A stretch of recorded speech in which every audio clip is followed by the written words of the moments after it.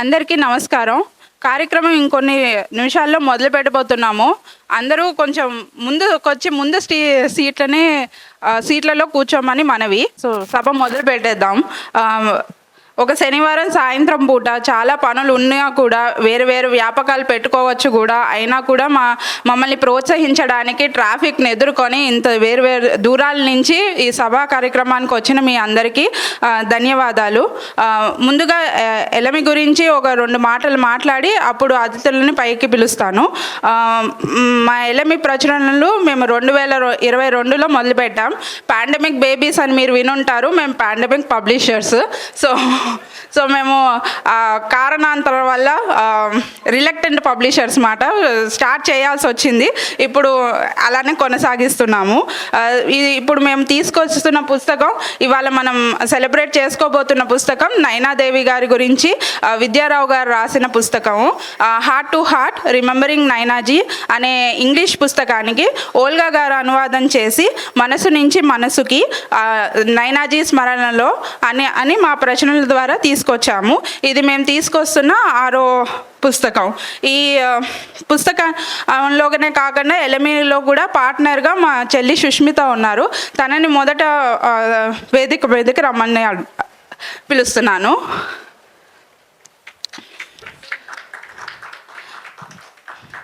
తర్వాత ఇవాళ యశోద ఠాకూర్ గారు ఈ పుస్తకావిష్కరణ చేయడానికి సమ్మతించి ఇక్కడ మన మధ్య ఉన్నారు. ఈవిడ కూచిపూడి నృత్యకారిణి, అలానే దేవదాసి నృత్యం ఆర్టిస్టు కూడా. ఈవిడ పద్మశ్రీ శోభానాయుడు గారి దగ్గర, వెంపటి చిన్న సత్యం గారి దగ్గర నాట్య విద్యను అభ్యసించారు. ఈవిడ కూడా అనువాదం చేశారు. నృత్రత్నావళి అనే సంస్కృత టెక్స్ట్ని ఇంగ్లీష్లోకి అనువదించారు. అలానే Kaivalya Joy in yoga and dance అనే పుస్తకాన్ని కూడా పబ్లిష్ చేశారు. ఇవాళ ఆవిడ మన మధ్య ఉన్నందుకు చాలా సంతోషం. అండ్ మీరందరూ మీ చప్పట్లతో ఆవిడని ఆహ్వానించండి. అండ్ ఇవాళ స్టార్ ఆఫ్ ది షో మన విద్యారావు గారు. ఆవిడ పుస్తకాన్ని ఇవాళ మనం సెలబ్రేట్ చేసుకుంటున్నాము. ఆవిడ చాలా ప్రముఖంగా ప్రసిద్ధి చెందిన తుమ్రీ దాద్రా గజల్ గాయని చరికంలో ఉండి ఈ విద్యను అభ్యసించారు. ఆవిడ గురించే ఇందాక నేను చెప్పినట్టు హార్ట్ టు హార్ట్ అనే పుస్తకాన్ని తీసుకొచ్చారు. ఇవాళ నేను పరిచయం చేసే అందరూ వేరువేరు రంగాల్లో విశేష కృషి చేస్తున్నవారు. విద్యా గారు కూడా పబ్లిషింగ్ ఎడిటర్గా కూడా పనిచేస్తున్నారు. సో ఆవిడకి మా తరఫున, ఎలమి తరఫున స్వాగతం. Welcome ma'am. ఇంకా ఓల్గా గారు, ఆవిడే వాళ్ళ హీరో అన్నమాట. ఆవిడ గురించి తెలుగు సాహితీ రంగంలో పరిచయం అవసరం లేని పేరు, సుపరిచిత పేరు అని చెప్పుకుంటుంటారు. కానీ ఆవిడని ఎప్పటికప్పుడు కొత్తగా పరిచయం చేయాల్సిన అవసరం ఉంది. ఎందుకంటే ఆవిడ ఎప్పుడో 30 ఏళ్ల క్రితం రాసిన స్వేచ్ఛ పుస్తకానికి ఈ మధ్య గుజరాతీ అనువాదం అయ్యి దానికి కూడా కేంద్ర సాహిత్య అకాడమీ అనువాద పురస్కారం లభించింది. అంటే ఆవిడ వర్క్ ఎంత రిలవెంట్ ఉందో వచ్చే తరాలకు మనం ఎంతగా మనం ఆవిడ్ని పరిచయం చేస్తూ ఉండాలో ఆ బాధ్యత మన మీదే ఉందని గుర్తించాలి మనం. అండ్ ఆవిడకి పోయిన వారమే కృష్ణమూర్తి అవార్డు కూడా ప్రకటించారు, అది త్వరలో అందుకోబోతున్నారు. అండ్ ఓల్గా గారు, కుటుంబరావు గారు ఎల్ఎంఈ పట్ల చాలా సహృదయతతో మమ్మల్ని ప్రోత్సహిస్తూ మా చిన్న చిన్న తప్పుల్ని సవరిస్తూ అలా మాకు అండగా ఉన్నారు. వాళ్ళిద్దరికీ ఈ సభా వేదిక మీద మరోసారి ధన్యవాదాలు. సో ఇప్పుడు యశోద గారిని పుస్తకావిష్కరణ చేయమని రిక్వెస్ట్ చేస్తున్నాను.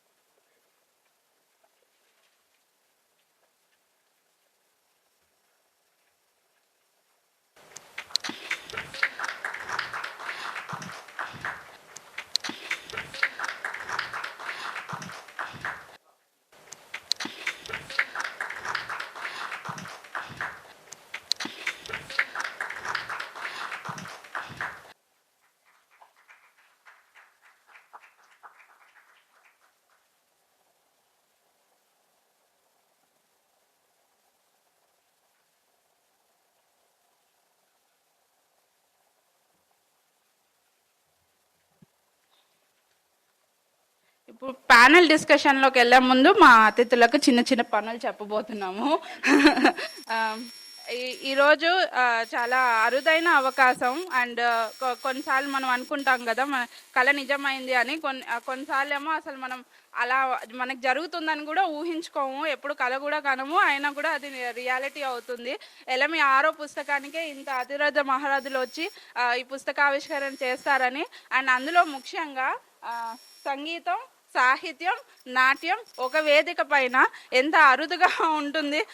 ఆ అవకాశం మాకు ఎల్ఎంఈ ప్రచురణలకు వచ్చినందుకు మేము చాలా సంతోషిస్తున్నాము. And we are very thankful for the opportunity. ఇప్పుడు విద్య గారికి, ఓల్గా గారికి చిన్న కానుకలు ఇవ్వమని యశోద గారిని రిక్వెస్ట్ చేస్తున్నాము. ఈ కానుకలు ఏమిటి అన్న దాని గురించి కొంచెం చిన్నగా చెప్తాం. సాహిత్యం, సంగీతం, నాట్యం ఉంది కాబట్టి చిత్రలేఖనం కూడా ఉంటే బాగుంటుంది అనిపించింది. మా చెల్లి Sushmita Kerala mural artist practitioner, తను గత 8 ఏళ్ళుగా ఆర్ట్ నేర్చుకుంది. తను గీసిన బొమ్మలు ఇప్పుడు వీళ్ళిద్దరికీ బహుకరిస్తున్నాము. మొదట విద్యారావు గారికి అందిస్తారు, పుస్తక రచయిత విద్యారావు గారికి అందిస్తారు.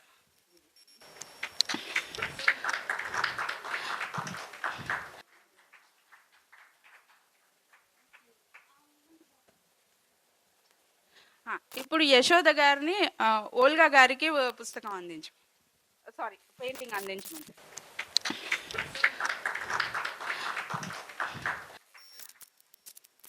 ఇప్పుడు మేము అక్క చెల్లెలం ఇద్దరం యశోద గారికి ఇస్తాము.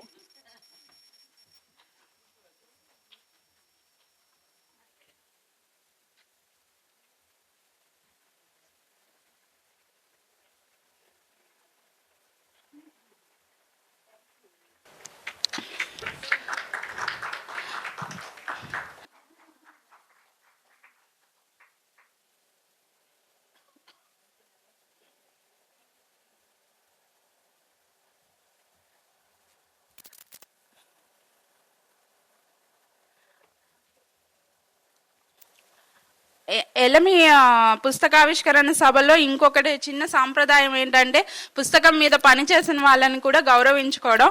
అంటే అవి చిన్న చిన్న పనులుగా అనిపించవచ్చు, లేకపోతే మామూలు పనులుగా అనిపించవచ్చు, కానీ వీళ్ళందరూ ఒకటి కాకపోతే పుస్తకం బయటకు రావడం కొంచెం కష్టం. నేను ప్రచురణ సంస్థ పెట్టాకే అర్థమైంది పుస్తకాలు రాసేయడం ఈజీ, వేయడమే కష్టం అని. సో అందుకని మరొకసారి విన్నపం, విద్యా గారిని సుష్మితకి చిన్న గిఫ్ట్ ఇవ్వమని కోరుతున్నాను. సుష్మిత బుక్ కవర్ డిజైన్, లోపల టైప్ సెట్టింగ్ అంతా చేశారు. సో తర్వాత లిఖిత్ ని రమ్మని కోరుతున్నాను. లిఖిత్ ఈ బుక్ కి ప్రూఫ్ రీడింగ్ చేశారు.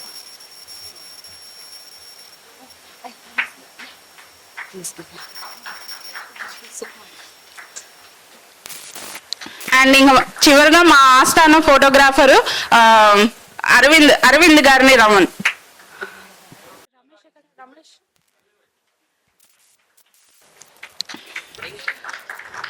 ఇంకోటి మాకు మా chief advisory officer Ramesh Karthik ని కూడా రమ్మని అడుగుతున్నాం.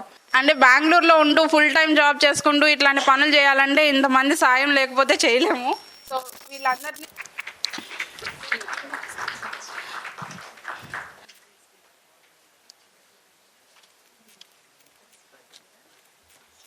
ఇంక ఇప్పుడు ప్యానెల్ డిస్కషన్ మొదలు పెడతాను. అంటే మీరు ఇంకాసేపు నా గొంతు వినాల్సి వస్తుంది, కానీ నేను ప్రశ్నలు మాత్రమే అడుగుతాను. ప్యానెల్ డిస్కషన్లో రచయిత, అనువాదకులు అండ్ ముఖ్య అతిథి ముగ్గురు పాల్గొంటున్నారు. అయితే ఎలమి నుంచి మేము చేస్తున్న ఇంకొక ప్రయత్నం ఏంటంటే అనువాదాల ద్వారా వేరే భాషల పుస్తకాలు తెలుగులోకి తీసుకురావడమే కాకుండా ఇలాంటి సభల్లో 2 లేక 3 భాషల మాటల్ని కూడా వినిపించాలని. అందుకే ఇవాళ విద్యా గారికి నేను క్వశ్చన్లు ఇంగ్లీష్లో అడుగుతాను, తగ్గిన ఇద్దరికి తెలుగులో అడుగుతాను. ఇలా కూడా ఒక క్రాస్ కమ్యూనికేషన్ అవుతుందని మా ఆశ. సో విద్యా గారితోనే మొదలు పెడతాను. So ma'am, you said in the book, in the very intro, that at one point you wanted to learn Tumri and learn it from Naina ji, but you were hesitant to approach her, and Shubha Mudgal ji cajoled you into it, and then things panned out, and it was a beautiful journey for you. So could you please elaborate a bit on why did you want to learn Tumri and why Naina ji, and what did you think of or know about Naina ji before you met her? Because you talk a lot about what happened after you met her in the book, but what was your feeling when you met her and before you met her? You want me to say why I wanted to learn Tumri? Because when I was a child, I saw Shambhu Maharaj. He was singing and dancing. My mother took me. She said, there's a dancer. And then when he came on the stage, he was an elderly man wearing a white pajama kurta. Now, I said, this is not a dance. Dance has to be a young, pretty girl wearing lot of jewelry and beautiful sari. Then but then he sat on the stage and he began to, in the old style, which I think in Kuchipudi also, they sing and dance simultaneously. Sitting and just showing the emotions and singing. And I just said, whatever I do, I was about, I don't know, maybe 8, 7, I don't know what, I was a small child.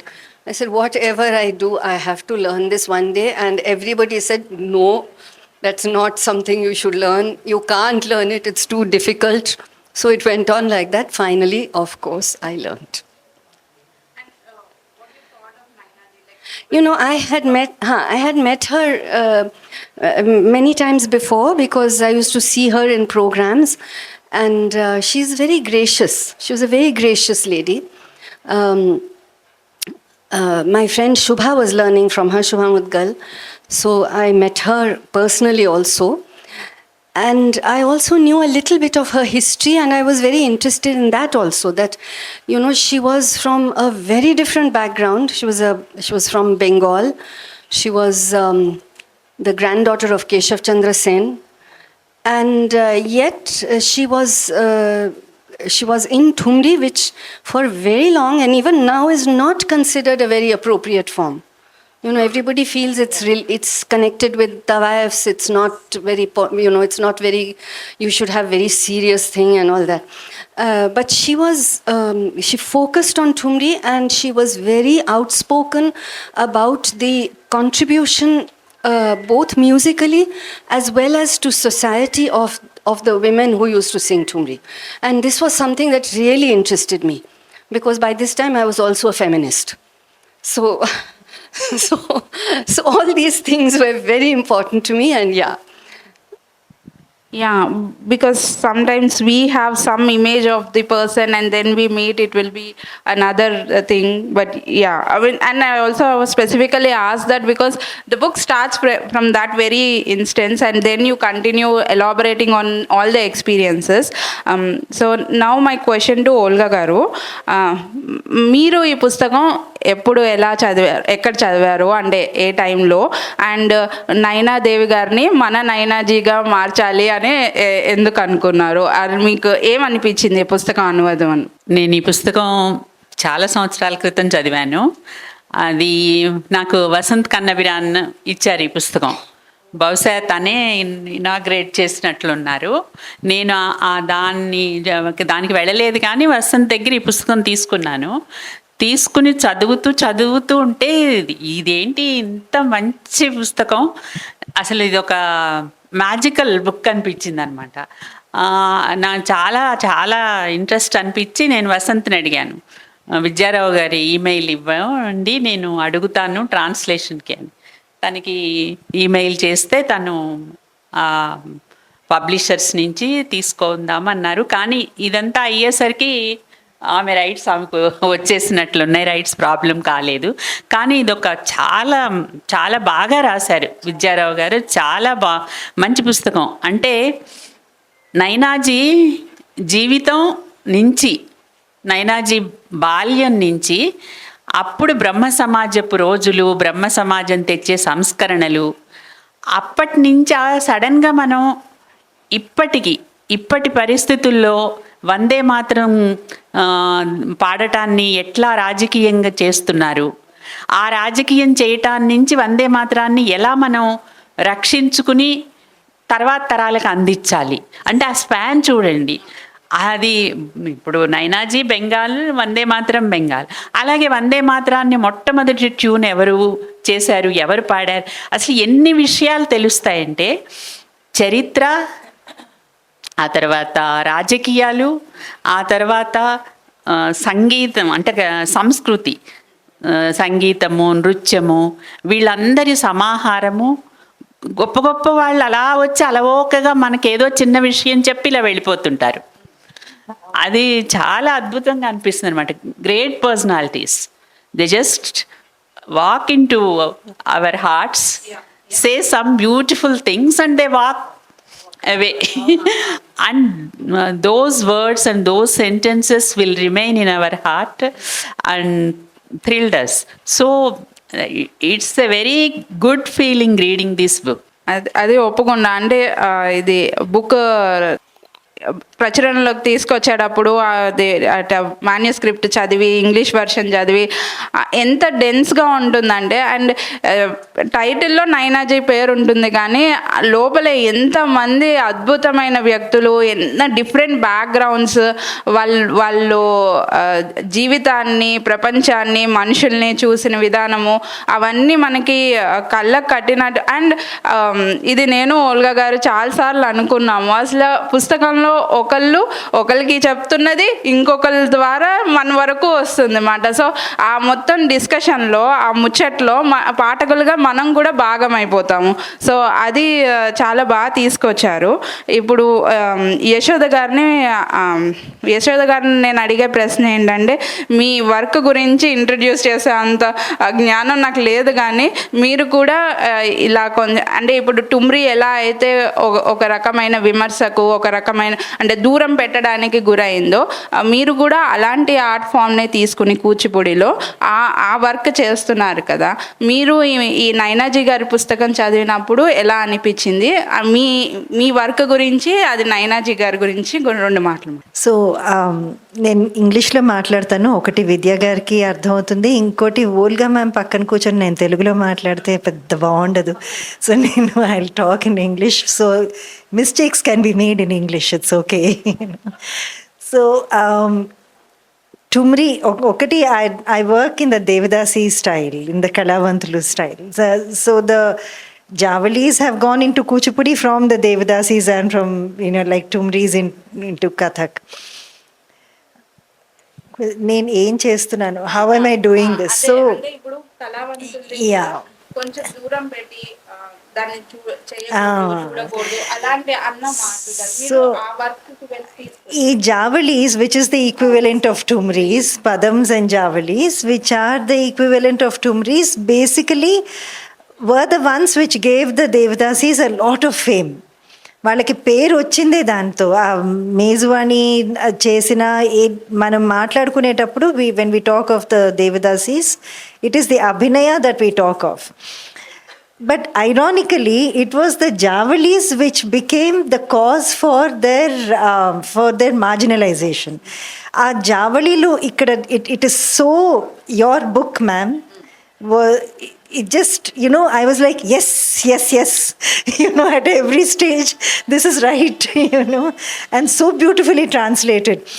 Because the Javalis were the ones which the women were known for.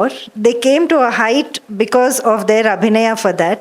But again, our Victorian morality told us that because they dance javalis, which are so erotic, these women are fallen women. And so they removed them from society. At least they thought they removed them. I'm sitting here in the middle of all of you. But they said they are not there anymore. But again, it was important for them to take the javali into their neoclassical form. So Tumri is there in today's classical dance of Kathak, which they say comes from Natya Shastra today, which is a big joke, it's a literal joke that Kathak is connected to Natya Shastra. But so it's such an ironical thing, and we humans can just twist an argument to anything, At that time, they said javalis, not because they do javalis, they're fallen women. Then they said we take the javalis and the respectable bodies will do javalis in the neoclassical dances. Then it is very respectable.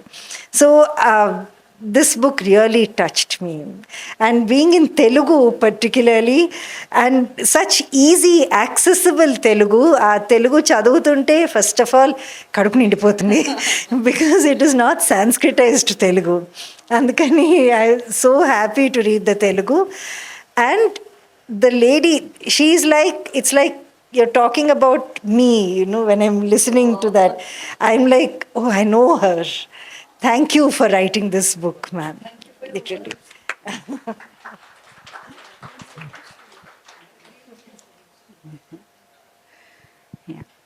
So Vidya garu, so my question which I've been like wanting to ask you since I first read manuscript of Olga garu is, you could have easily done an official biography of Naina ji, knowing that, I would like to ask you that also, knowing that you are close to her, to her family and the foundation and all of those, but still you wrote this book and you so intricately crafted the book. I read this on a blog, so I'm not sure if this really happened, but apparently when the book, English book released in 2011, you said in the book launch that you crafted it like you would do a tumri. Yeah, that somebody wrote in a blog that I got to know. So yeah, it's Sina ba Sina, Manasu Nunchi Manasuki, so that tradition of Guru Shishya. But it is also so interconnected web of hearts. There are so many people, like again, women supporting women, men supporting women, all of those things coming together. And it is not hierarchical in the sense that it is not a lineage kind of thing. Inka unka beta beta beta beta ka beta, not like that. But it is like more horizontal spread of like one person, how many people she can connect in her lifetime, sort of thing. So could you share some thoughts on why not an official biography and then your crafting? Because I have read so many biographies, so many memoirs, but this you can't really place it in a genre, like in a bookshelf. If there are sections, this book you can't place it anywhere because it belongs to everything and nothing at the same time. So please share some thoughts on that. I think that's a nice way to be, actually, to belong everywhere and nowhere. I'd like to respond first to why I did not think to do an official biography. Let me say that actually, when I first went to Nenaji, I wasn't even, these thoughts wouldn't have occurred to me. I was actually just wanting to do a story of her life because it was a fascinating story. And she would share so much with me. But I very soon realized two things, that, as you say, if you have to do an official biography, then it becomes official. And I would rather not do that. I want to stand in my own space and I want to see this person and this world as I see it. It's one perspective. I'm not saying it's the final word, and I will say this about everything that I do. It is not the final word. It's just what I have seen, what I have understood, and I have tried to understand it honestly, and I've tried to write it honestly. Yes? Okay. But with the full knowledge and the full sharing of this, that this is not the final word. Everyone will see things differently. As far as this crafting, I said that because if there is a discipline that I have, it is of Thumri. I haven't learnt how to write. I have not done any classes, I've not done anything, now also I say I'm a singer and I also write. So I don't really claim that as a whatever, identity. Sometimes I say that, there are some things which maybe, you need to express in a way which, if you say it through music, everyone will not understand. So you need to write it because you need to say it very clearly. And music, and especially Thumri, is constantly, shifting the meaning. It's never being very clear, What are they saying? Ye hamesha hota hai. Though yes, as I have worked for many years as an editor, and I guess that helps because when you are looking at other people's writing, then unconsciously, I suppose you are understanding things. And then one of the things I tell younger editors is, when you are editing a sentence, hear it. Because we don't just see. This is not what we physically, yes, we use our eyes, but the sentence, you hear it. It must sound nice. है ना? तो Thumri, like the Kalavantulu tradition, it's not linear. It moves in and out from spaces, it goes into unexpected places, and it recognizes many persona within a single line. Many dramatic moments are included within that single line. Yes? So I guess, not consciously, but I think this was there. And I want to also repeat what you said, this notion of this web. And this I will say, and this is something that comes to me from women's studies research, that the world of women is not linear. It is not. We don't, and I remember Veena Mazumdar saying this, she said, when you ask men, they will say, my father, my father, my father. If you ask women, they'll say, my sister, my children, my sister's children, my this, my that, my best friend. It's a horizontal web that we weave. And I think we all know that, every woman here. We know that experience of creating these familial webs. Yeah, so I think, yes, that was an important thing to me, and I think that came in the story of the ring. Olga గారు, మీరు ఈ పుస్తకం ముందు మాటలో మీరు ఇంతకు ముందు చేసిన ఎంఎస్ సుబ్బలక్ష్మి గారి ఆ బయోగ్రఫీ టిఎస్ జార్జ్ గారు రాసింది. సో ఎంఎస్ సుబ్బలక్ష్మి గారిని, నైనాజీ గారి జీవితాన్ని కంపేర్ చేస్తూ 2 మాటలు రాశారు. అది ఇప్పుడు వచ్చిన వాళ్ళ కోసం ఒకసారి చెప్పగలరు. ఈ పుస్తకం నైనాజీ ప్రఖ్యాత టుమ్రీ గాయని. ఆమె బెంగాలీ భద్రలో సమాజానికి చెందినది, చాలా ఉన్నత కుటుంబంలో నుంచి వచ్చింది. తర్వాత ఆమె పెళ్ళాడింది ఒక రాజకుమారుణ్ణి, పంజాబీ రాజకుమారుణ్ణి. చాలా రెండు వైపులా వాళ్ళ కుటుంబాలు సమాజంలో ఉన్నత వర్ణాలకు సంబంధించినటువంటి వాళ్ళు. అలాంటి నైనాజీ టుమ్రీ పాడాలని తను చిన్నప్పటి నుంచి కూడా టుమ్రీల గురించిన ఆసక్తి, తవాయిఫ్లు, వాళ్ళ దగ్గరికి వెళ్ళి వాళ్ళ జీవితాలని చూడటము, వాళ్ళని ఒక రకమైన ఆరాధనతో వాళ్ళ పట్ల ఉండటము, ఇది ఉన్నది. అట్లా ఆమె తన జీవితానికి ఏమాత్రం సంబంధం లేనటువంటి ఇంకొక జీవితాన్ని గురించిన ఆసక్తితో ఆ టుమ్రీల్ని ఉద్ధరించడానికే లేకపోతే వాటిని ప్రచారంలోకి తీసుకురావటానికో పూనుకుంది. ఇక్కడ మనకి ఎంఎస్ సుబ్బలక్ష్మి గారిని చూసుకుంటే ఆమె దేవదాసిగా జన్మించి ఆవిడ తనే నిర్ణయించుకున్నారు ఆ జీవితం తనకు వద్దు అని చెప్పి ఇల్లు వదిలి మద్రాసు వచ్చేసారు. వచ్చేసిన తర్వాత అది ఎలా జరిగిందో అందులో ఆవిడ ఇష్టమెంతో అయిష్టమెంతో మనకు తెలియదు, కానీ ఒక బ్రాహ్మణ వెబ్లో అంటే ఒక సాలెగూట్లోకి ఆవిడ వెళ్ళిపోయారు అనిపించేలాగా, అందులో ఆవిడ తన ఇష్టంతోనే వెళ్ళి ఉండొచ్చు, లేదు అది మనకి చెప్పలేము. జార్జ్ గారు రాసినటువంటి బయోగ్రఫీని నేను తెలుగులోకి అనువాదం చేశాను, హెచ్బిటి వాళ్ళు ప్రచురించారు. అది మొత్తం నేను చదివేటప్పుడు నాకు చాలా ఆలోచనలు, సందేహాలు.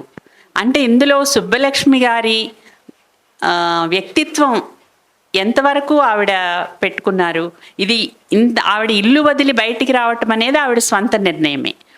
కానీ వచ్చిన తర్వాత ఈ బ్రాహ్మణీయ పద్ధతిలోకి వెళ్ళిపోవటం, ఇక అటువైపు తిరిగి చూడకపోవటం, పైగా తను పాడేటటువంటి సంగీతంలో జావళీలు ఇలాంటివి అస్సలు లేకుండా, శృంగారపరమైనటువంటి గీతాలు కానీ ఏమీ లేకుండా కేవలము భక్తి సంగీతానికి మాత్రమే పరిమితమై ఈమె బ్రాహ్మణ స్త్రీ అని ప్రపంచమంతా నమ్మేసేలాగా, బ్రాహ్మణ స్త్రీలందరికీ ఒక రోల్ మోడల్ లాగా ఆవిడ ఆహార్యం కానీ ఆవిడ కట్టు బొట్టు మొత్తం జీవిత విధానం అంతా దిద్దుకున్నారు. ఈ స్విచ్ నయనాదేవి ఇటువైపు వస్తే సుబ్బలక్ష్మి అటువైపు వెళ్ళటం, అంటే ఆధునిక సమాజం అనేది ఎలాంటి మార్పులు స్త్రీల జీవితాల్లో తీసుకొస్తుంది. వీళ్ళిద్దరి జీవితాల్లో ఒక సంక్షోభము ఉంది, ఒక సంఘర్షణ ఉంది. సంక్షోభంలో నుంచి సంఘర్షణ చేసి ఇద్దరూ కూడా వాళ్ళ విద్యలో సాధించాల్సినటువంటి ఉన్నత శిఖరాలకు వెళ్ళిపోయారు, సాధించారు. కానీ ఆ సంక్షోభం, ఆ సంఘర్షణ ఎలాంటిది వీళ్ళిద్దరిని చూసినప్పుడు, ఇది చదువుతున్నప్పుడు నయనాజీ జీవితాన్ని, అక్కడున్న తవాయిఫుల జీవితాలని చదువుతున్నంతసేపు నాకు ఒకవైపు సుబ్బలక్ష్మి గారు గుర్తొచ్చారు, ఇంకొక వైపు రావు బాలసరస్వతి గారు గుర్తొచ్చారు. నయనాజీ వివాహం అయిన తర్వాత ఆవిడ పాడలేదు, మామూలుగా అత్తగారింటికి, అక్కడ సంప్రదాయాలకి, అక్కడ సంస్కృతికి వాటికి బందీగా ఉండిపోయింది. అనుకోకుండా దురదృష్టవశాత్తు ఆవిడకి చాలా బాధ కలిగిస్తూ ఆవిడని ఎంతో ప్రేమించే భర్త చనిపోయాడు. చనిపోయిన తర్వాత ఆవిడ మొత్తం ఆ బంధాలన్నీ తెంచేసుకుని సంగీతానికి అంకితమైపోయింది. మిగిలినవన్నీ ఆ వంశము, ఆ కుటుంబాలు అవన్నీ వదిలేసి తను నిలబడింది. ఇక్కడ మన రావు బాల సరస్వతిని చూస్తే ఆవిడ చాలా అద్భుతమైనటువంటి గాయని, మొదటి సినీ నేపథ్య గాయని. ఆవిడ గొంతంటే చాలామందికి చాలా ఇష్టము, చాలా అద్భుతమైనటువంటి పాటలు పాడారు. కానీ ఆవిడ ఒక జమీందారుని పెళ్ళాడి అక్కడ బందీ అయిపోయింది, ఆయన పాడనివ్వలేదు, ఆవిడ పాడటం ఆపేసింది. తర్వాత ఆయన చనిపోయాడు. చనిపోయిన తర్వాత కూడా దాన్ని మించి ఆవిడ బయటికి అంత రాలేకపోయింది. అంటే అప్పుడు కూడా ఆవిడ తన సంగీతానికి తనని తాను అంకితం చేసుకోలేకపోయింది అనిపించింది. అంటే ఎందుకు ఇట్లా జరుగుతుంది స్త్రీల జీవితాల్లో? ఒకళ్ళు బాగా దాటగలిగారు, ఇంకొకళ్ళు దాటలేకపోయారు. ఎందువల్ల? దానికి కావలసినటువంటి మన లోపల ఉన్నటువంటి స్వభావాలు, కుటుంబ నేపథ్యాలు, లేకపోతే ధైర్యం, తెగువ ఎట్లా పనిచేస్తాయి? ఆ చుట్టుపక్కల వాళ్ళ ప్రోత్సాహం ఒకటి. ఇప్పుడు నైనాజీకి వాళ్ళ స్నేహితులు వాళ్ళు కొంత ఇలా ఆల్ ఇండియా రేడియోలో పాడటానికో ఇంకోటో ఆవిడకున్న ఇవి సంబంధాలు ఉపయోగపడ్డాయి. కానీ బాల సరస్వతి గారికి అవి లేవకపోవటమో, లేకపోతే ఉన్న వాటిని ఆవిడ వద్దనుకోవటమో ఏదో జరిగింది. సో ఇట్లా రకరకాల పోలికలు కళాకారుల జీవితాలతో నాకు ఈ పుస్తకం చదువుతున్నప్పుడు, అనువాదం చేస్తున్నప్పుడు కూడా చాలా వచ్చాయన్నమాట. అది చాలా అద్భుతంగా అనిపించింది నాకు. అంటే నేను సుబ్బలక్ష్మి గారిది, రావు బాల సరస్వతి గారిది ఏమీ చదవలేదు, నాకు అంతగా తెలియదు మాట. కానీ మీ ముందు మాట చదివినప్పుడు ఇలా కూడా ఉంది కదా అనేసి అని అనిపించింది. మిమ్మల్ని అడిగే ముందు అంటే స్త్రీల జీవితాల్లో ఎక్కువగా ఈ లాస్ట్ అండ్ ఫౌండ్ కేసెస్ కూడా అవుతాయేమో. అంటే నేను కంపేర్ చేసుకుంటున్నాను కాదు, కానీ నా జీవితంలో ఒక చిన్న విషయం ఏంటంటే తెలుగు నేను కాన్వెంట్లో ఫస్ట్ లాంగ్వేజ్గా చదివాను. ఆ తర్వాత 10 ఏళ్ళ వరకు అసలు తెలుగు రాయడం చదవడం లేదు. తెలుగు మర్చిపోయే స్టేజ్కి వచ్చాను. అప్పుడు లేదు, రాయాలి ఎట్లా అయినా అనుకుని బ్లాగ్ మొదలెట్టి అక్కడి నుంచి రాయడం, ఆ తర్వాత ఇలా ఇక్కడ ప్రచురణ వరకు వచ్చాను. ఆడవాళ్ళ జీవితాల్లో అంటే ఇప్పుడు మగవాళ్ళకైతే అదొక వారసత్వ సంపదగా హ్యాండ్ ఓవర్ చేస్తారు. మనకి మాత్రం మనం అది మనదని అంటే ఇప్పుడు మా ఎలమి అని ఉంది కదా, ఎలమి పదానికి కూడా అదే అర్థం మాట. మమత అని ఒక అర్థము, ఇంకో అర్థం ఏంటంటే మనదని తెలిసిన దాని పట్ల మనకుండే ప్రత్యేకమైన అభిమానము అని దాని మీనింగ్. మనము అంటే ఆడవాళ్ళుగా లేకపోతే మహిళా కళాకారులుగా, రచయితలుగా మన దగ్గర నుంచి ఏదో లాగేసుకునే దాన్ని మనం మళ్ళీ వెళ్ళి తీసుకోవాల్సిన పరిస్థితులు ఉంటాయి. అందుకు మీరు ఉదాహరణ కూడా. సో అండ్ నైనాజీ గారు కూడా, ఆవిడ కూడా సంగీతం, నాట్యం అవన్నీ అంటే ఇష్టము, కానీ కుటుంబ పరిస్థితుల వల్ల ఆవిడ అదే చేయలేకపోయారు. సో అండ్ మనకు తెలిసి ఈ సభలోనో లేకపోతే రికార్డింగ్ చూసే వాళ్ళలోనో కూడా అట్లాంటి చాలామంది అమ్మాయిలు ఉండుండొచ్చు. మీ లైఫ్ నుంచి నైనాజీ గారి పుస్తకం చదివాక మీకు అనిపించిన దాంట్లోంచి వాళ్ళకి ఏమైనా చెప్తారా? So I'll just respond to what you said, ma'am, first, because first thing is about M.S. Subbulakshmi garu. There is something called, Ritya Pillai uses the phrase called aspirational Brahmanism. For all of us who come from, I will talk about Kalavantulu. I know it applies to all other lower caste ones also, where we aspire to be Brahmins. We want the whole world to think of us as Brahmins for the chastity, for acceptability. So when in the way we dress, and a small example is when I was doing my masters, and one day I wore a ghagra choli and I was going to go to college. My father said, "But I can see your back. Ghagra choli, you see the back, you wear a right side." And he said, "No. You're going to a co-ed, it's a university," and I was 20 years old. He said, "No, you can't wear that." I said, "Everybody else wears it, Daddy." He said, "No, but you don't wear it. Because I have to be chaster than others, I have to be more cleaner," whatever all these words mean. They don't mean anything to me, but at that time they were used. So andukani Subbulakshmi garu becoming Brahmin, it is definitely a calibrated, it is a planned, calibrated act that has happened. Ironically, with men, they fall in love with us women for what we are good at. Whatever we are good at, whether it is writing, dancing, computers, software, and then after they marry us, they don't want us to do that. After that, you stay at home. You have so much work to do. I'm giving you beautiful children. You have lovely children. The daughter should do very well.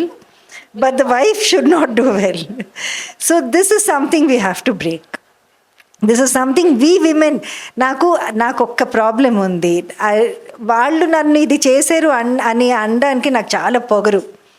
So I'm too proud to say that somebody else has affected me.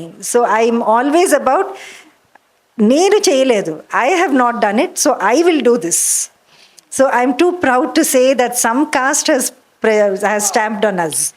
I just say we have not worked to stand up there. So we will now. So this is the stand. She has said that. So it marginalization or being suppressed is not always about caste. It can happen anywhere, and mostly it is about gender, unfortunately, but it can also happen to the man. So, and when it happens to the man, it's a nuisance to society because they make themselves a nuisance to all of us. So it's better to keep the man happy and, and still do what we have to do, and see him successful. We are all very happy when the men are successful, but we also will be successful. So when the way you wrote, ma'am, I have to tell you, what shall I call you? Okay, Vidya. Okay. So the way you wrote it, Vidya, you say you haven't taken training. ఆ రాయడంలో ఎంత academic writing in an approachable way, అందరికీ అర్థమయ్యేలాగా ఒక పైగా when she says nothing is the ultimate truth annappudu, she's also questioning herself all the time. So she says every time ప్రతిసారి నయనాదేవికి ఒక్కసారి ఒక్కొక్క మాట అనేవారు. Probably I have understood it differently, probably my maturity level has changed and I understood it differently. So she's all that putting herself there, questioning herself, understanding her through her age situation. This is, I don't know if you have done this with a lot of understanding, ma'am, but Gadamer, that philosopher, says this. He says at every point you read a particular, even Shakespeare, at different times you read, you understand it differently. And this kind of introspection is fantastic. And to translate this kind of complexity, oh my God, how do you translate it so musically, so beautifully, so musically? నిజం, translation చేయటం చాలా కష్టం అనిపించింది. ఎందుకంటే అది ఎక్కడో మొదలవుతుంది, ఎక్కడికో వెళ్తుంది, మళ్ళీ అక్కడికి వస్తుంది. ఇక్కడి నుంచి మొదలైన ఆ జర్నీని మనం పట్టుకుని మళ్ళీ అది పాఠకులకి స్మూత్గా అందేలాగా చేయటం, ఎక్కడ దానిలో గందరగోళము ఏమీ లేకుండా చేయటం. అంటే నయనాజీ గురువు గారు ఇలా, తన గురువు గారుకి ఎవరో ఇలా చెప్పారని గురువుగారు నయనాజీకి చెప్తే, నయనాజీ విద్యకి చెప్తే, విద్య మనకి చెప్తే, ఈ మొత్తం ప్రాసెస్ని మనం ఒక చక్కటి సరళమైనటువంటి రీతిలో భాషలో అనువాదం చేయటం అనేది కొంచెం కష్టం అనిపించింది. ఒకసారి విద్యతో అన్నాను కూడా, ఇలా రాశారు, నేను ఇప్పుడు అనువాదం చేయటానికి చాలా కష్టపడుతున్నాను, కానీ బాగా చెయ్యాలి, చేస్తాను అన్నాను. నేను కొంచెం టైం తీసుకున్నాను, కానీ అది బాగానే వచ్చిందని అనుకుంటున్నాను. సో ఒక్క మాట, just one thing I want to say. Generally, when others take these art forms from, I'm particularly talking in English so that you understand, Vidya. When other castes come and take these art forms from the indigenous castes, they bring in their own sensibility and their own quote unquote refinement to it.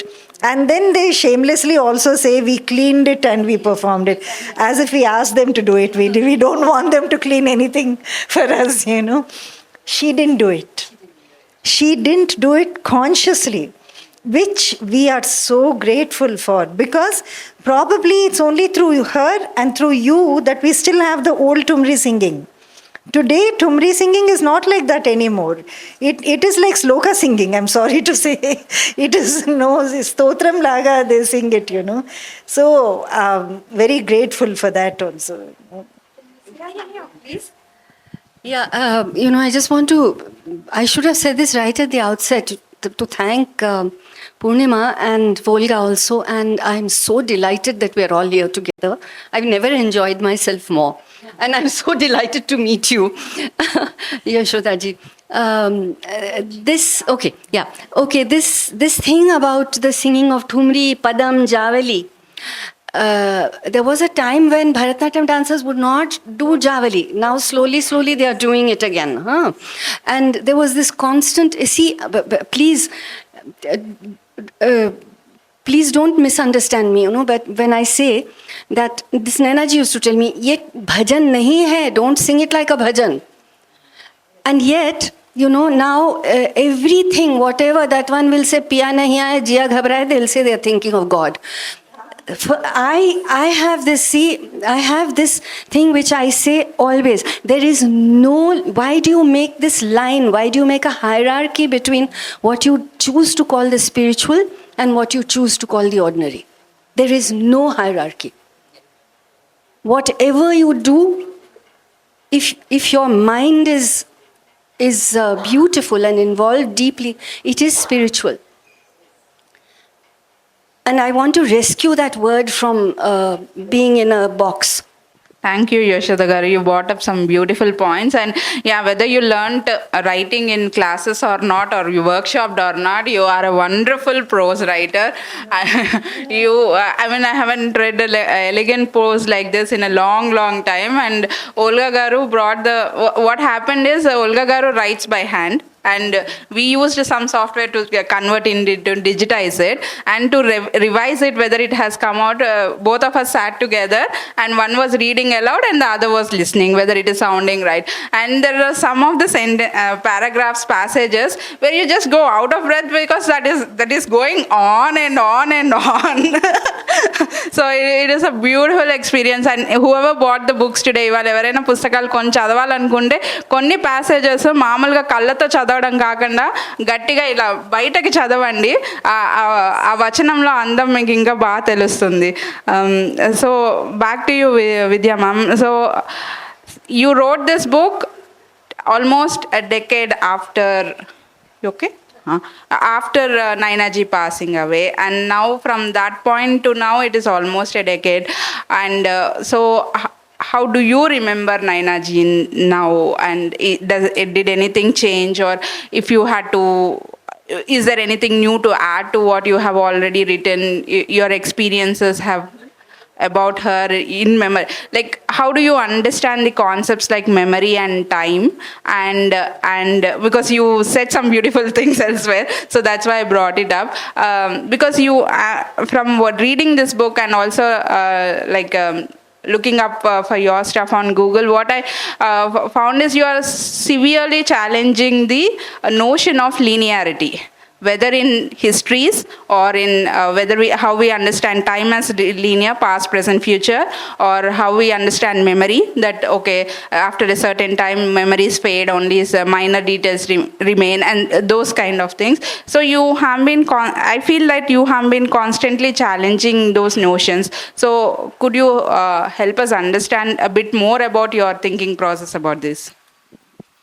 Yeah, first of all, please no ma'am, okay? It's always nice when somebody else says something about your work, because you say, acha, ye bhi aisa hai kya? Oh, okay, I'll have to think about that now. But yes, I think indeed this issue of memory, I don't think I was thinking of it very consciously at that time, though it was definitely there, and in some ways, I am thinking of it now, you know, partly because, you know, when people write biography or memoir or something, they tend to do a linear thing, but that is actually not how we remember. We don't remember like that, you know. Something happens and you remember something. And there's a lot of forgetting also, and forgetting is very important. And I think one of the most helpful conversations about this I had with my very dear friend Anuradha Kapoor, who's a theatre person, a very lovely theatre person. And it was this exactly that, when you recall something, it is not linear. It's all over the place. And also bits and pieces of other memories come in, So memory is both the only way we can remember, but it's also, if you want to go by a very scientific, as what they call nowadays scientific, it's quite fickle. But then you have to build that into your understanding of what you're doing. You have to say that this is how I remember. And indeed, this is, okay, one of the things, because certainly when I was young and I was learning, there was often people would say, कि हमें आधी बंदिश बताते हैं, फिर अंतरा नहीं बताते हैं, or something, they only teach us half the bandish, they don't tell something else, or they teach this one, they don't teach us. There was a lot of complaint like that, people used to say. And at some point I began to think that, the most important thing in the process of learning is emptiness, is empty space. Now, when, as you would know, when in my generation, when we were learning, we were not allowed, we didn't have sadhan for recording. There was no way we could have recorded anything. The instruments that were there for recording were cumbersome, and even when they introduced different instruments, they were too expensive. So we could not have done it. So very little we could not record that. So there was no record like that, hoo-ba-hoo. We were not allowed to write. And the word in Urdu, when they say to learn, they say yaad karna. So all these things made me think a lot about it, that the significance and the importance of memory, which is fickle. You can't trust it. You will forget. When you forget, that is the greatest opportunity for you to be creative, because you have to find out what to do in that gap. So how important is this?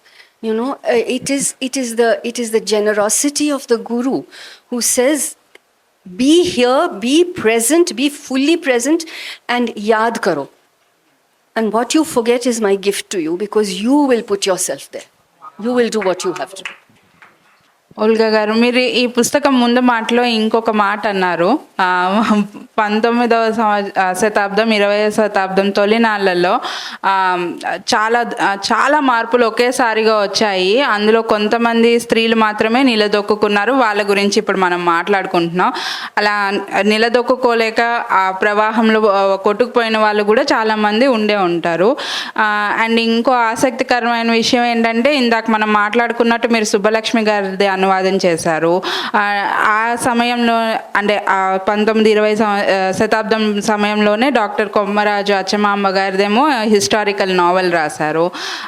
So వీళ్ళందరిది పని చేసున్నారు and input ఇచ్చారు. కాబట్టి ఇప్పుడు 21వ శతాబ్దంలో ఈ గందరగోళంలో ఈ ట్విట్టర్ యుద్ధాల్లో సతమతం అవుతున్న వాళ్ళు, అంటే ఒక రకంగా మా అస్తిత్వాలను నిలుపుకోవడానికి ప్రయత్నిస్తూనే ఈ గందరగోళాన్ని అంతా, దానివల్ల ఒక రకమైన విద్వేషం, ఒక రకమైన ఆగ్రహం ఇవన్నీ బయటకు వస్తున్నాయి కదా. సో మీ సలహా ఏంటి మా లాంటి వాళ్ళకి? అండ్ మీరు వీళ్ళందరి జీవితాలు కూడా చాలా దగ్గరగా చూసారు కదా. సో ఇప్పుడు ఈ 21st సెంచరీ వాళ్ళకి ఏం చెప్పాలనుకో? నేను సలహా ఇవ్వగలిగిన ఇది లేదు నాకు. ఎందుకంటే ఇప్పుడు ఉన్నటువంటి స్త్రీల జీవితాలతో, అంటే in the girls, teenage girls or young women, వాళ్ళతోని నాకు వాళ్ళ జీవితాలని లోతుగా చూసేంత అవకాశం లేదు. జస్ట్ ఊరికే అబ్జర్వేషన్స్ మాత్రమే ఉంటాయి. అందుకని నేను వాళ్ళకేమి సలహా ఇవ్వలేను. కానీ ఇంతకు ముందు జరిగినటువంటి కాలాల్లో వచ్చిన స్త్రీలు వాళ్ళు పడేటటువంటి సంఘర్షణల చరిత్రని ఇప్పటి తరానికి అందించగలగాలి అనేది నాకు గట్టిగా ఉంది. అంటే వాళ్ళు ఎలాంటి సంఘర్షణలు పడ్డారు, అప్పటికి అదంతా ఆధునికమే. ఇప్పటికీ వాళ్ళకి ఎలా అయితే ట్విట్టర్లు ఇవన్నీ కొత్త సాధనాలు అందాయో, అప్పటి స్త్రీలకు అందాయి. అప్పటి వాళ్ళకి అందవలసినవేవో అందుతూనే ఉన్నాయి. వాటిని వాళ్ళు దేనికోసం వాడారు? మనం ముఖ్యంగా చెప్పుకునేటటువంటి స్త్రీలు సమాజానికో, వాళ్ళ జీవితాలను ఇంకా మెరుగుపరుచుకోవటానికో, తోటి వాళ్లకో ఇలా వాడారా, లేకపోతే నిరుపయోగంగా పోగొట్టుకున్నారా? ఇట్లా అందువల్ల స్త్రీల చరిత్రను నిర్మించటం అనేటటువంటిది, ఆ చరిత్రని ఇప్పటి యువతరం వాళ్ళకి, స్త్రీలకు అందించటం అనేటటువంటిది చాలా ముఖ్యమైనటువంటి విషయం అని నేను నమ్ముతాను. నేను చెప్పే సలహాలు ఎలా ఉంటాయంటే, అదే కొమర్రాజు అచ్చమాంబ జీవితాన్ని గురించి ఒక బయోగ్రఫికల్ నావెల్ రాయటం, అది ఒక రకమైనటువంటి సందేశం. ఇప్పుడు ఈ పుస్తకాన్ని నేను అంతకుముందు అగ్నెస్ మెడ్లీ ఆటోబయోగ్రఫికల్ నావెల్ ఆవిడ రాసిన దాన్ని అనువాదం చేశాను. ఇప్పుడు Nainaji, this is one of the, అంటే ఈ జనరేషన్ వాళ్ళకి నేను ఇచ్చేటటువంటిది ఇది ఒక చరిత్ర. ఇలా ఉన్నారు మనుషులు, ఇలా వాళ్ళ కళల కోసమో వాళ్ళ జీవితాల కోసమో మదనపడి తపనపడి ఒకదాన్ని సాధించగలిగారు, ఏదో ఒక చేయగలిగారు. ఇలాంటి చరిత్ర మనకుంది. ఈ చరిత్రలో మీ స్థానాన్ని మీరు నిర్ణయించుకోండి, చరిత్ర నిర్మించుకుంటూ వెళ్ళండి అని చెప్పటం తప్ప, నేను అది కూడా ప్రత్యక్షంగా కాకుండా ఇలా రచనల ద్వారా చెప్పటం బాగుంటుందని అనుకుంటున్నాను. అది నిజమే. అంటే వీటన్నిటినీ మనం సైలోస్లో చూస్తాం కదా, ఒకటి వాటిని అన్నిటినీ కలిపే వాళ్ళు కూడా ఒకళ్ళు ఉండాలి. మీరు తెలుగులో ఆ పని చేస్తున్నారు. సో దానికి చాలా థ్యాంక్ యూ. ఇప్పుడు నేను నైనాజీ గారి గురించి మనం మాట్లాడుకునేటప్పుడు ఎక్కువగా ఆవిడ సంగీతం గురించి దీని గురించే మాట్లాడుకుంటాము, కానీ ఆవిడ ఆర్ట్స్ అడ్మినిస్ట్రేటర్గా కూడా చాలా ముఖ్యమైన పని చేశారు. మనకి ఇదొక, అంటే మళ్ళీ ఇందులో కూడా మనం ఒక హైరార్కీ మెయింటైన్ చేస్తాం అన్నమాట.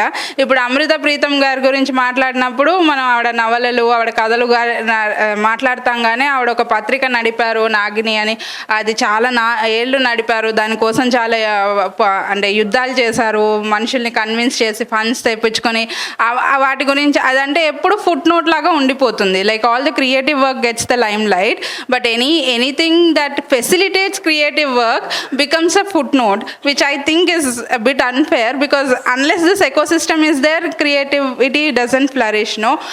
But one other dilemma that I'm also going through is, people say you only have limited time for your creative work. If you are taking away for that for administrative work, what is left? Then you are not able to practice, then you are not able to write. So I'm opening this question to all of you. What advice would you give, or how do you deal with it, like in your own life? I think Nainaji, it was also a different time, and the arts, the kind of work she was doing, which is establishing a school, and later, of course, Doordarshan and radio and Doordarshan. It was a different time. It was not what it is now. I think also she worked very hard to keep it informal. And I think for her it was important also that, you don't just go and listen to music or go and look at a dance, you have to understand it. And you have to also understand the lives of those people, their own world view. How do they view their work? How do they think about their work? This is so important, because otherwise it really becomes just something that you go, you listen to, you clap and you go away. And then there is the danger of it becoming entertainment. And then we know what happens. Okay? And a little bit value judgment happened there, but still. As far as juggling many jobs, women can do it. We are born like that. we multitask non-stop. So, it's not easy. It is not easy. But I think that you are very right that the arts cannot sustain themselves unless there is an ecosystem. And that ecosystem has to be also of people who will listen and love it and understand what they're listening to and support it. Yes, so I think this is important. I think therefore it's important for all of us as artists to constantly be communicating. I mean, some of us may be also doing administrative, arts administration, very good. Some of us, I think, also, I know that you teach at the university.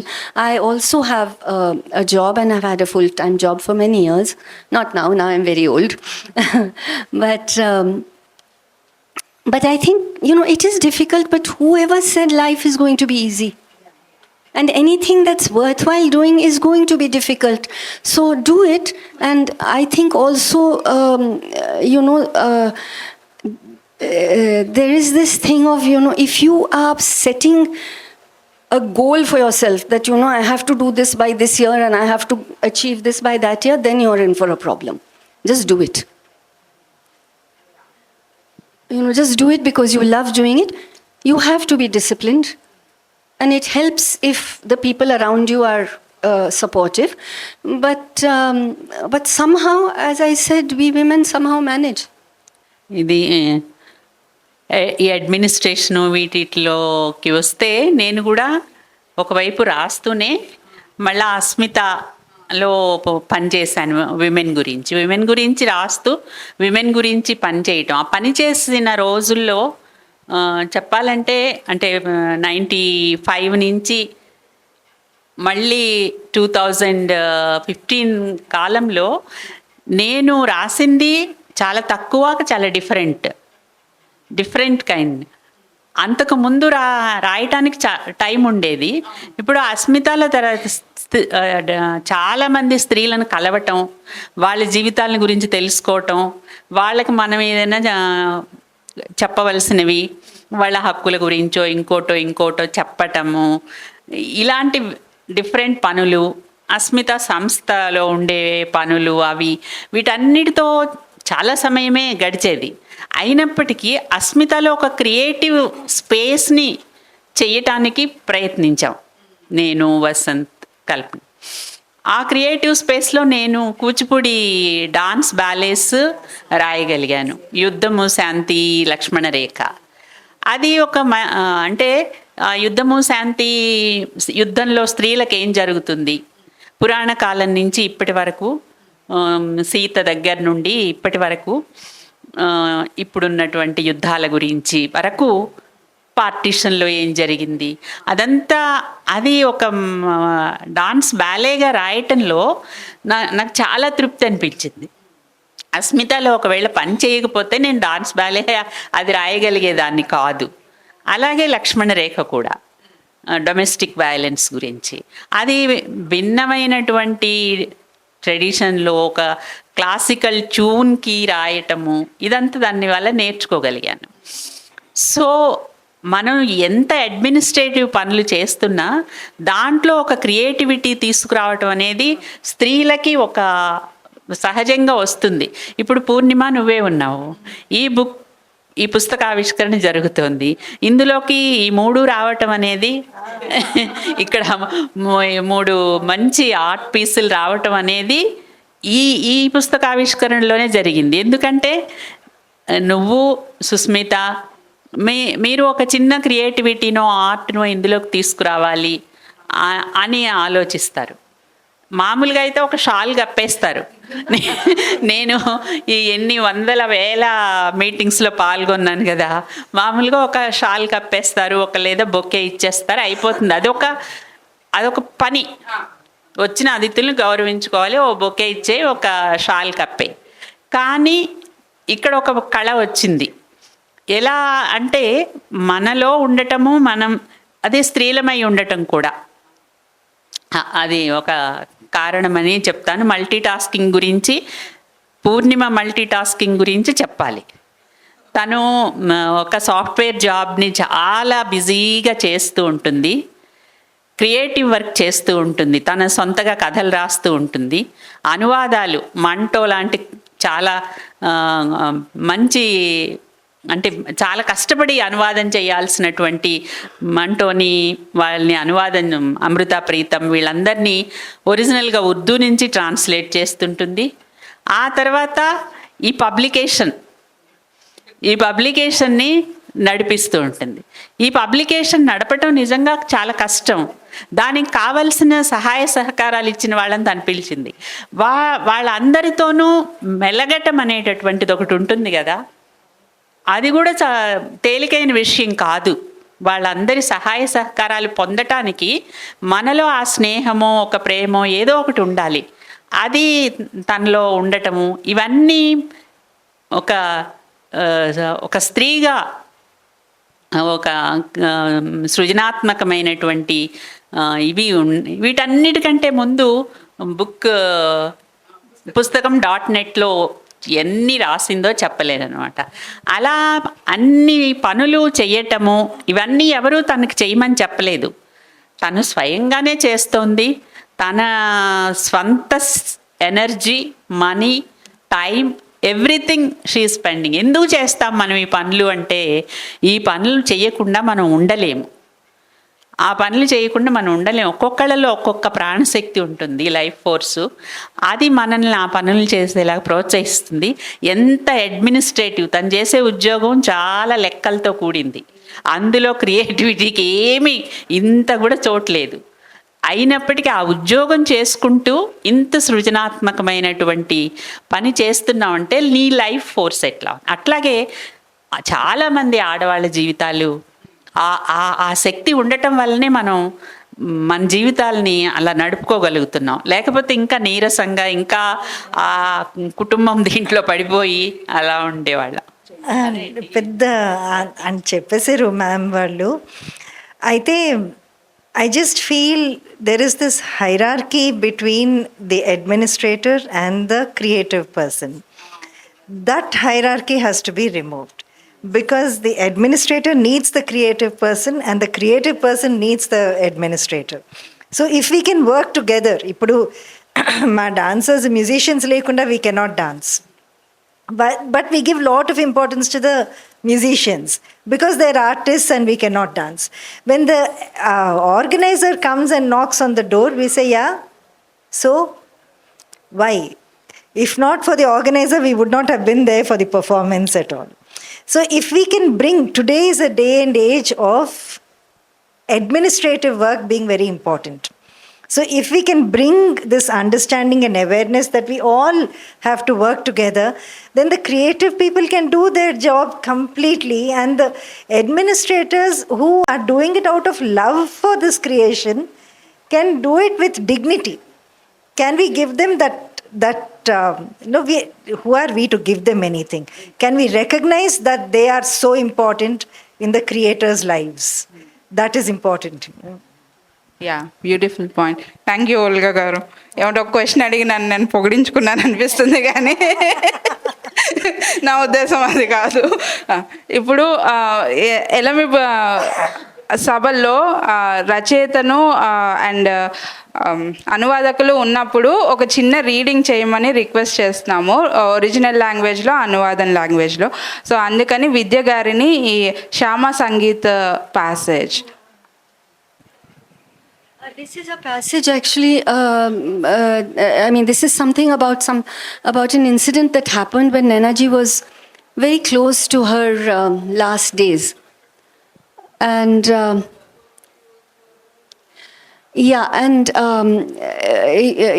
you spoke of memory. In those days, actually, her accent changed. She started getting Bengali accent in her voice. And she would, before that, she would enjoy, UP food and this North Indian type of Mughalai kind of food. But as she grew, towards the end of her life, she wanted to eat Bengali food. And then also she would suddenly remember old songs from her childhood. So one of these was a Bengali, what is called a Shama Sangeet. So Shama Sangeet is actually... it's interesting because with Wajid Ali Shah going to Metia Burj, a lot of North Indian culture went into Bengal, including tappa. a kind of music from the Purab region, which went into Bengal, and it became sung in Bengali, and it became sung to songs in praise of Kali. So they were called Shama Sangeet, because Shama is a name of Kali. So she was teaching me this because she was this thing. I remember this one Shama Sangeet from the Shama Sangeet repertoire, one of Nidhi Babu's compositions. It employs the typical Tappa style phrases, the unexpected and extraordinary mix of the styles of Kirtan and Tappa. The song is in praise of Kali. And this is the translation of the song. Shiva's matted locks, Ram's neatly coiled juda, a peacock feather in Sham's crown, but my Shama's hair is wild and free. In Ram's hand, a bow and arrow. In Shiva's, his Trishul. Sham holds his winsome flute, but in my Shama's hands, a hideous skull. Ram, resplendent in a king's robes. Sham, radiant in his pitambar. Shiva wears a tiger skin, but my Shama is clothed in nakedness. Nainaji teaches it to me, disregarding my struggle with the language, explaining some of the words that I do not understand. One night, a few weeks after her death, this day will come back to comfort me as I dream inexplicably of singing a Thumri in praise of Kali, and dreaming will understand and say to myself, this terrible image must be sung into being with tenderness and love. This skull, this bloody tongue, those staring eyes, these are the Shringar. And I will wake to remember again this strange, precious gift from my Guru that brings together the beginnings and the end of her own life, and that blurs and softens the dualities of my own. But that day, as I sit with her learning this song, she tells me how as a child she had first heard it and learnt it in Banaras from a beggar woman named Khendi. Khendi was ragged, sickly, and quite hideous. Her skin was rough and scaly, covered with sores. Her pockmarked face had caved in, she had no teeth, and the bridge of her nose had been devoured by disease. Khendi claimed she had been a Baiji, and you could believe that when you heard her sing. And she would come to Nainaji's grandmother's house to beg for food, clothes, and money, and even the occasional cigarette. Just one cigarette she would whine, or else smacking her lips, remembering perhaps sumptuous past meals, she would wheedle, make me a omelette, a marmlet, please.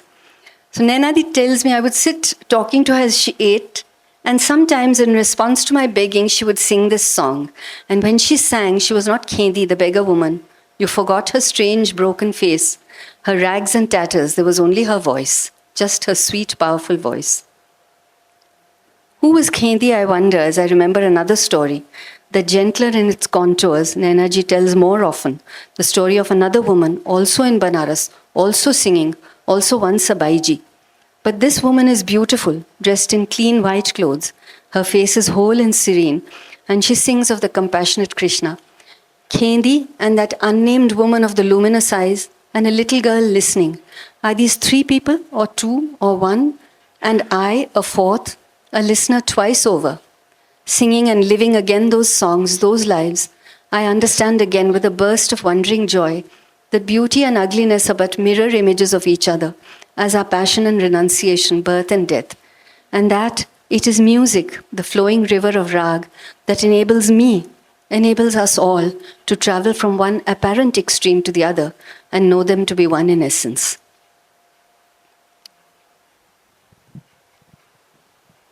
అదే passage నేను కూడా చదువుతాను తెలుగులో. శ్యామ సంగీత నిధి నుంచి నేను ఈ ఒకటే గుర్తుంచుకున్నాను. నిధుబాబు సంగీతం కూర్చున్నది. అది అచ్చమైన టప్పా శైలి పదాలను వాడుతుంది. అనుకోకుండా అది అసాధారణ కీర్తన, టప్పాల సాంప్రదాయాల కలయిక. ఆ పాట కాళీని కీర్తిస్తుంది. చిక్కుబడిన శివుని ముంగురులు, రాముని చక్కనైన ఉంగరాల ముడి, కృష్ణుని కిరీటంలో నెమలి ఈక. కానీ నా శ్యామాకేశాలు స్వేచ్ఛగా, భీకరంగా. రాముని చేతిలో విల్లంబులు, శివుని చేతిలో త్రిశూలం, శ్యాముని చేతిలో మంచి వేణువు. కానీ నా శ్యామ చేతిలో భయం గొలిపే కపాలం. రాముడు రాజదుస్తులలో, కృష్ణుడు పీతాంబరంలో ప్రకాశిస్తూ, శివుడు పులి చర్మం ధరించి. కానీ నా శ్యామ నగ్నత్వాన్నే దుస్తులుగా ధరిస్తుంది. భాషతో నేను చేసే పోరాటాన్ని పట్టించుకోకుండా నాకు అర్థం కాని కొన్ని పదాలను వివరించి చెబుతూ నైనాజీ పైపాట నాకు నేర్పింది. ఆమె చనిపోయిన తర్వాత కొన్ని వారాలకు ఒకరోజు రాత్రి మళ్ళీ ఆ రోజు నన్ను ఓదారుస్తూ తిరిగి వచ్చింది ఒక కళ రూపంలో. ఆ కళలో కాళీని కీర్తించే టుమ్రీని పాడుతున్నాను. ఈ భయంకర రూపాన్ని గురించి సున్నితంగా ప్రేమగా పాడాలని అర్థం చేసుకుని నాకు నేను చెప్పుకుంటున్నాను. ఈ పుర్రె, ఆ రక్తపు నాలుక, మెరిసే కళ్ళు, ఇవన్నీ ఆమె శృంగారాలు, ఆభరణాలు, అందాలు.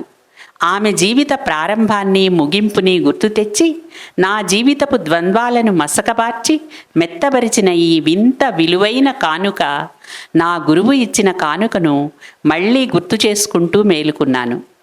కానీ ఈరోజు ఈ పాటను నేర్చుకుంటూ ఆమెతో కూర్చున్న రోజు ఆమె తాను ఈ పాటను బెనారస్లో కెండి అనే ఒక భిక్షుకి దగ్గర మొదట ఎట్లా విని నేర్చుకున్నదో ఆ సంగతంతా చెప్పింది.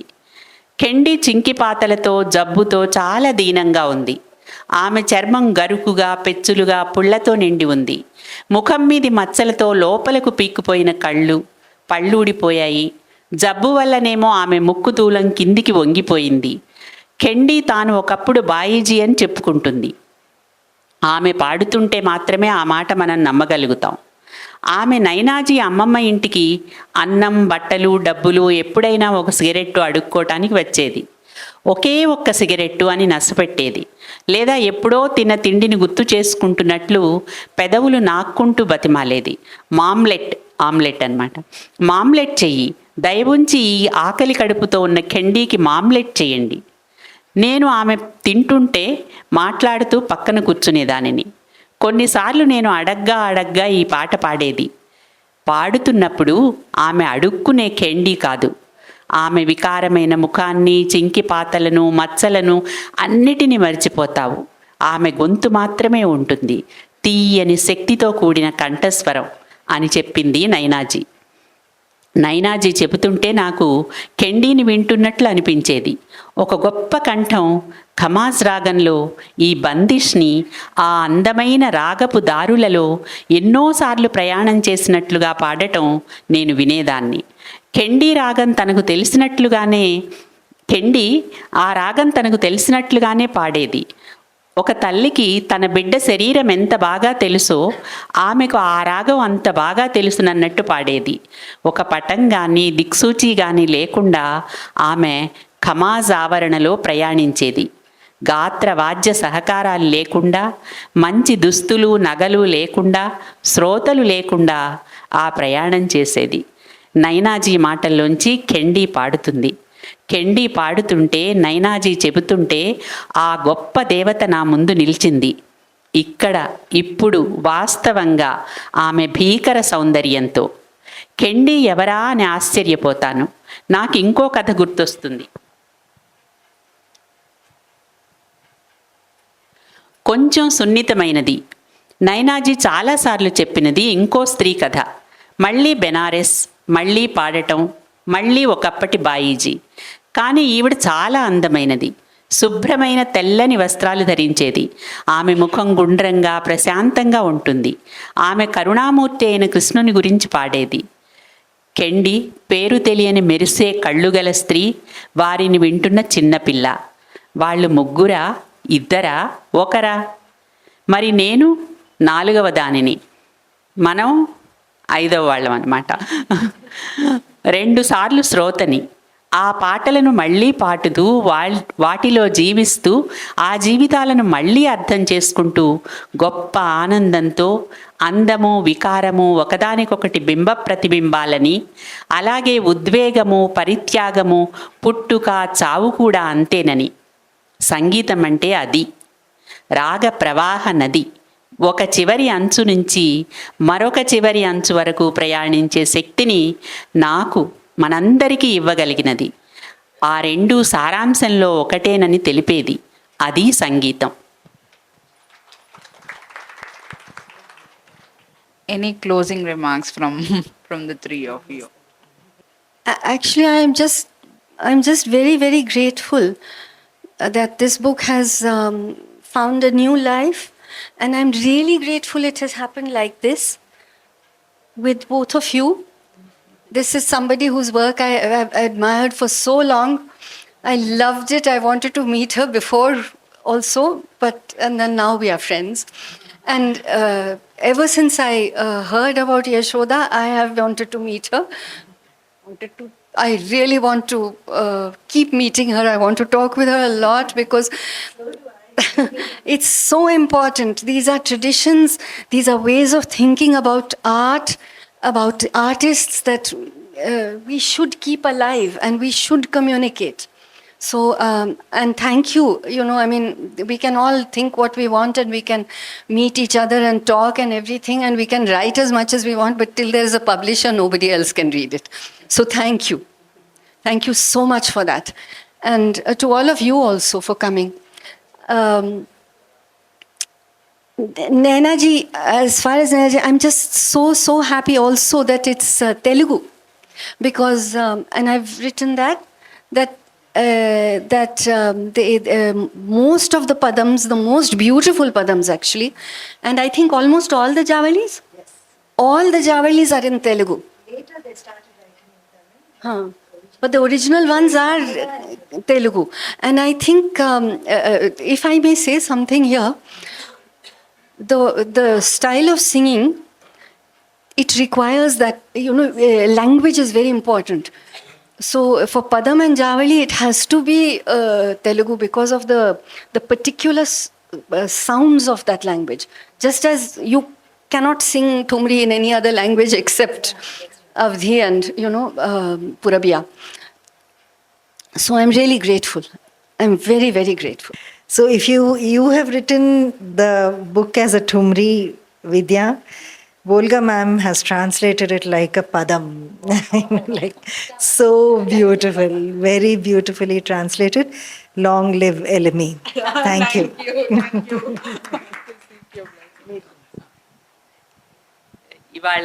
ఇవాళ నిజంగా ఇదంతా ఇంత అందంగా జరుగుతుంది. ముందు నేను పూర్ణిమ విద్య పాడాలి అని అట్లా అనుకున్నాం, కానీ అదంతా కుదరలేదు, చేయలేకపోయాము. కానీ ఈ సాయంత్రం చాలా చాలా బాగుంది.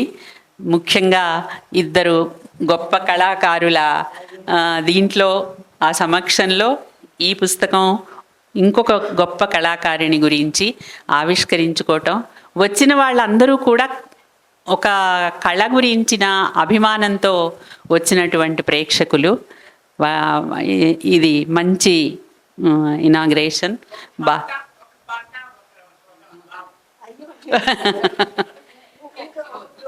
नहीं उसके लिए कुछ we have to make another plan, and as Naina ji used to often tell me कि थोड़ी सी तिश्नगी रहनी चाहिए.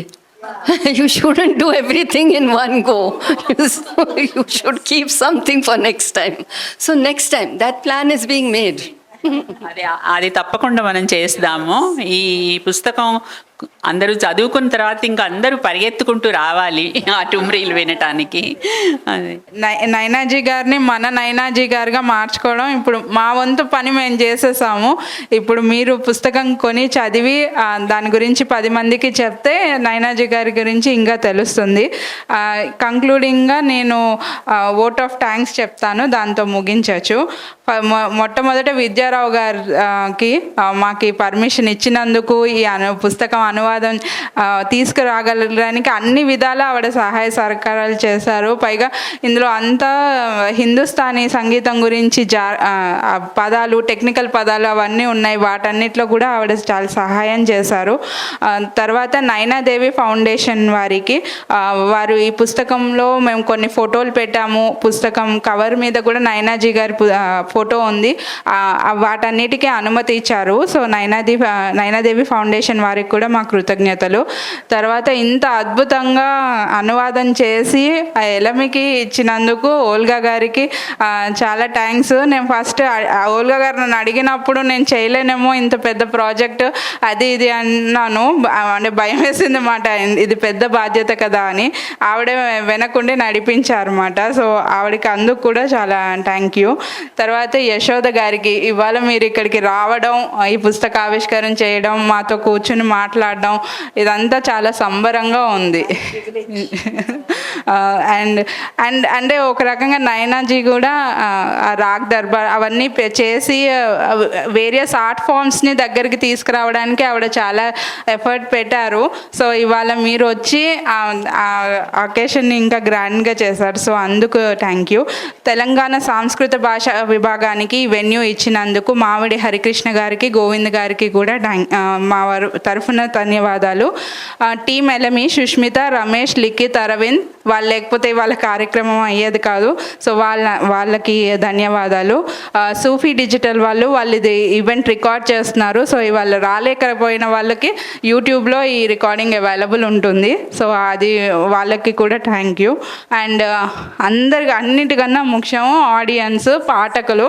మీరు లేకపోతే ఏ కార్యక్రమము జరగదు, ఎన్ని పుస్తకాలు తెచ్చినా లాభం ఉండదు. సో అదే నేను మొదట్లో అన్నట్టు ఒక శనివారం సాయంత్రం గడపడానికి బోల్డ్ అనే అవకాశాలు ఉన్నాయి. నెట్ఫ్లిక్సో క్రికెటో పెట్టుకొని కూర్చొని అయిపోతుంది. అలా కాకుండా దూరం నుంచి ట్రాఫిక్లో కూడా ఇక్కడ వరకు వచ్చి ఇంతసేపు ఉన్నందుకు మీ అందరికీ మళ్ళీ thank you. And may the traffic gods be kind to you and reach home safely. Thank you and good night.